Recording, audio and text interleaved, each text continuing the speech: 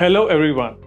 The RBI has announced monetary policy and the key decisions are as follows. RBI unanimously decided to keep key rates unchanged in line with our expectation. The stance was retained as neutral. However, two members recommended change back to accommodative stance. Inflation projection. Inflation for FY26 has been pegged lower to 2.6%. Inflation for Q1 FY27 has been projected down at 4.5.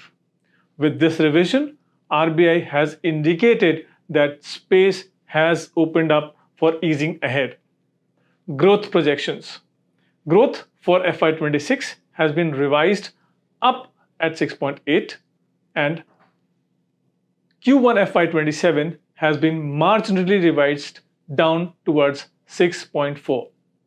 Liquidity. Given the fine-tuning operations on liquidity, overnight rates are likely to be anchored in the range of 530 to 550. The new liquidity framework has been released and it states that overnight rates as measured by weighted average call rate shall be anchored closer to repo rate. Market-related developments. Based on the recent weak job data in the US, Fed has started cutting rates and has cut by 25 basis points in September and also guided for about 50 basis points by the end of 2025. 10-year bond yields has broadly remained flat. However, they are up by 25 basis points over previous policy. Spreads between repo rate and the 10-year continue to remain high and the markets are not pricing in any cut. We expect the 10-year to trade in the broad range of 640 to 660 over next 2 months. Long-term G-Sec spreads have eased from the peak, however, are likely to remain in the range of 60 to 75 basis points over the 10-year.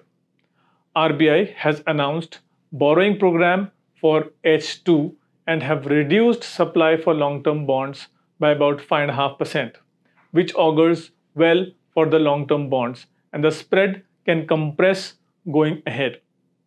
SDL spreads have widened and are trading above corporate bonds, which makes them attractive. Yield curve is steep and the investors are rewarded at the longer end of the curve. Given that the markets are not discounting any rate cuts ahead and the possibility of cuts have just emerged, there is good risk reward in the favor of investors by investing in duration funds. Hence, we recommend investors to look at duration funds from here on. However, the investors may choose funds in line with their investment horizon and risk appetite. Thank you. Mutual fund investments are subject to market risks. Read all scheme-related documents carefully.